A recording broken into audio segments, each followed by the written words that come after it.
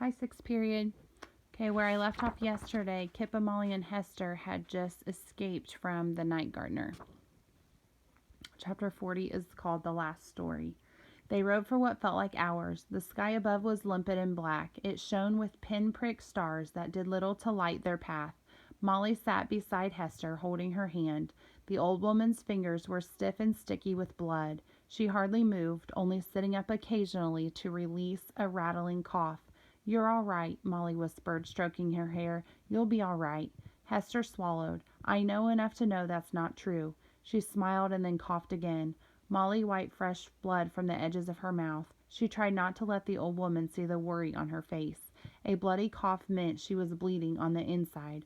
The wagon rounded a narrow bend, turning away from the river and toward the village. "Stop the cart," Hester murmured, raising her hand. "We're taking you to the village," Molly said. "We'll find you a warm bed and a hot meal and—" Hester coughed. "You'll be hauling a corpse by the time you get there," she said. "This'll do." Molly rapped against the side of the wagon. "Pull over," she called. Kip nodded and steered to the side of the path. Molly watched as he grabbed his crutch and slid down from the bench, his face a picture of stony resolve. In the faint moonlight he almost looked like Dad. Molly wondered when he had become so grown up. She gently lowered herself off the wagon. Her whole body was sore and bruised. It hurt to stand. She looked at the woods around her. They were in a small clearing where the path broke into three parts. "The crossroads," she said. "It's here we first met you." Hester propped herself up on one elbow, peering around. "So it is." Even now, even in pain, she had a coy glint in her eye. Molly and Kip helped the old woman off the back of the wagon. She was still wearing her pack of junk. It dangled from her shoulders, a mess of splinters and shards. In the moonlight it was hard to tell where the pack ended and Hester's body began. "I'll find some firewood," Kip said. "There will be plenty of time for that after, dearie." Hester grimaced, doubling over in pain. "Help me get this thing off," she said. Molly and Kip gingerly removed the pack from her shoulders and set it on the ground. Without it, the woman looked absurdly small. Hester stared at the pile of wreckage and gave a wry chuckle.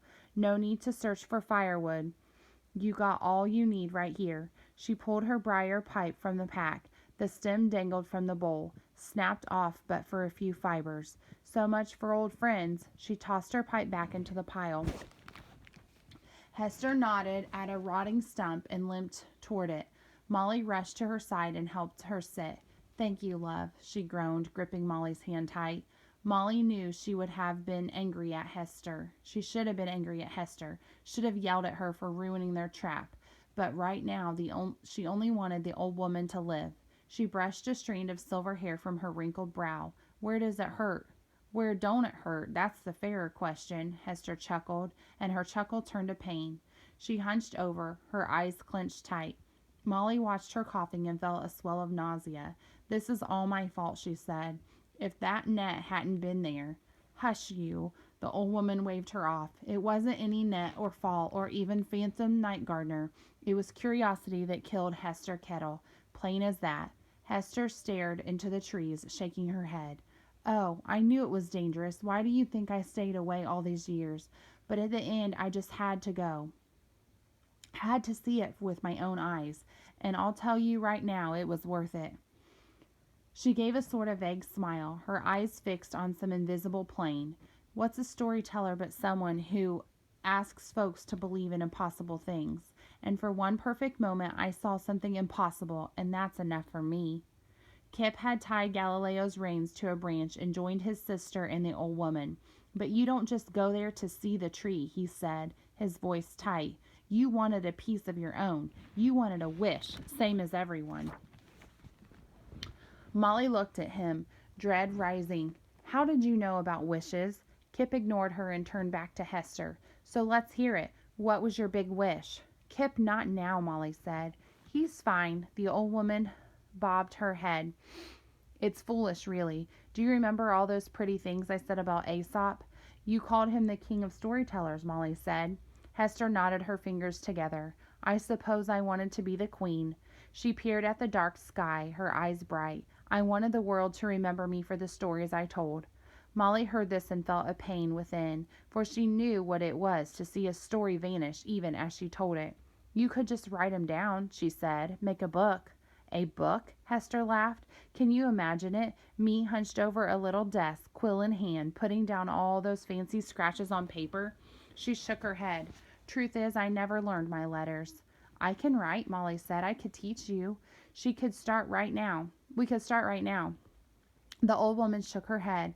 "Afraid there's no time for that, or much else, for that matter," she groaned, pulling herself to her feet. "Though there is time for one last thing." She limped to her pack. "Most folks don't value a good story, and they pay accordingly. But every once in a while, something a little more special comes my way." She plunged her arm right into the heart of the pack, feeling her way past pots and bird cages and lightning rods. "Here it is," she said, standing up. "Been carrying this for goodness knows how long. Don't think I'll get around to it now." She handed Molly a small oilskin bundle wrapped tight with twine. Molly turned the package over in her hands. "What is it?" "Something special. I never have much use for it, not being the settling down type. But you two? I've a feeling it might be just what you're after." Molly started to unwrap the bundle, but the woman stopped her. "There'll be time aplenty to open that later." She coughed in her fist. "Once I depart." Molly looked up from the gift. She knew what the woman meant by depart. "You're not going to die, Hester." Her voice was shaking. "You're going to live and tell stories. You're going to be the queen of stories, remember? And do you know why?" But she did not know why, but she could not bear the thought of a world without Hester Kettle in it. The old woman patted Molly's hand. "That's a heavy crown for this old brow." She turned back to her pack. "Well, looky here." She lifted her hurdy-gurdy from the wreckage. Two strings were broken, and it had a giant hole in the body. She plucked one of the remaining strings, which obliged with a faint tone. "Let it never be said that Hester Kettle wasn't a lucky woman." She slung the instrument over her shoulder. "Much as it pains me, I'd best be moving on." Kip hopped to Molly's side. "Where are you going?"